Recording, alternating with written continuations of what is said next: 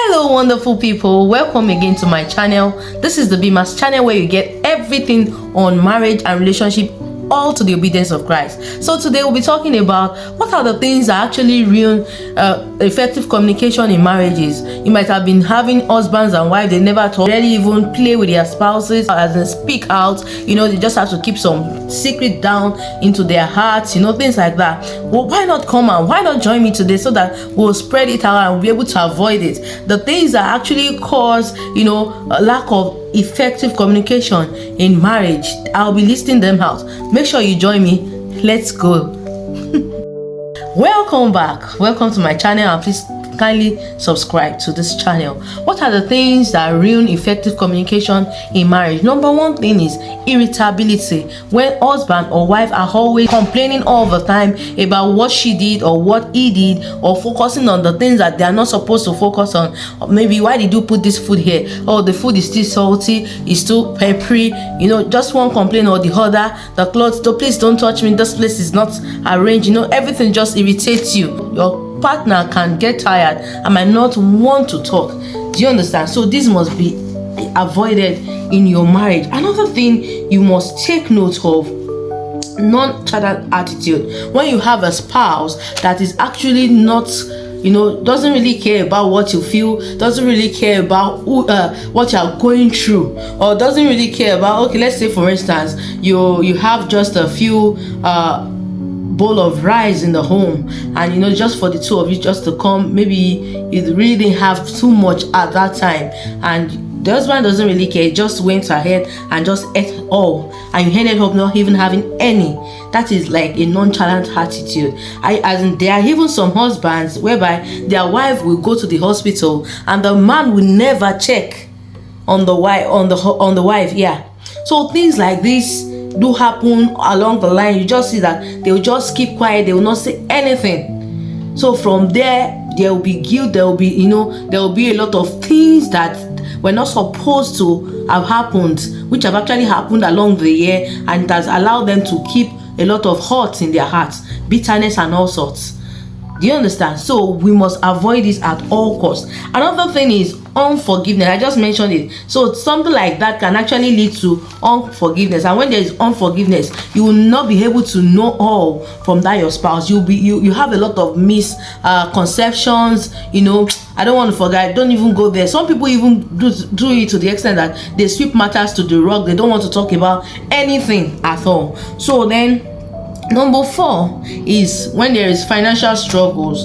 Maybe the wife is not working, the man is working, and it took time before the wife got a job, or it took time before the man got a job. Things like that. The enemy actually uses this a lot, so that by the time he has actually scattered the marriage, the woman will not actually even have any value in the sight of the man, or the man will not really have value in the sight of the woman. But we coming out in the way of the Lord and knowing what our place is, what we the divine arrangement, the divine order, that we understand that we can go through seasons. Ecclesiastes chapter 3 made us understand that we can go through seasons. There are seasons in life. There's time to plant, there's time to harvest, all sort of things. And maybe your partner is actually going through the season. This is not the time for you to say, oh, you're a lazy person, you're not good. No, this is the time for you to support that person. So this can actually affect effective communication. Like, oh, don't let me say this now, so that you will not tell I don't know how to spend money, or I'm a miser. Things like that can actually occur, and it will not allow couples to flow well in the direction that they are supposed to flow well.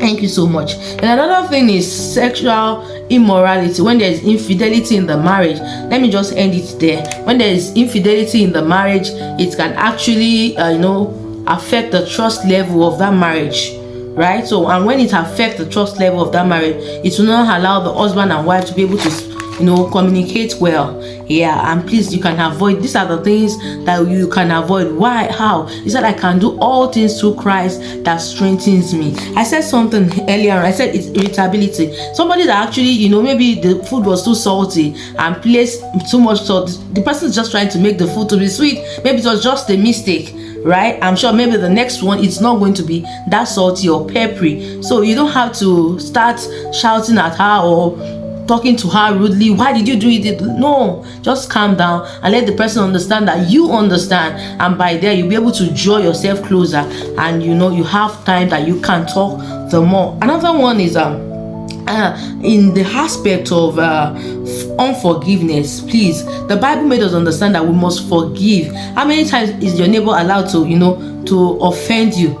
Jesus was talking in that stead. He said 70 times 7. So it means as much as how much can you go through? So just see your partner as one. Genesis chapter 2 verse 24 made us understand that, and his father and his mother rather, and cleave unto his wife, and the two of them shall become one flesh. So by the time they become one flesh, they are truly one in the sight of the Lord. So always see him or her as your flesh, as you yourself. How would you want to be treated? So forgiveness is very key, because Christ actually forgave us.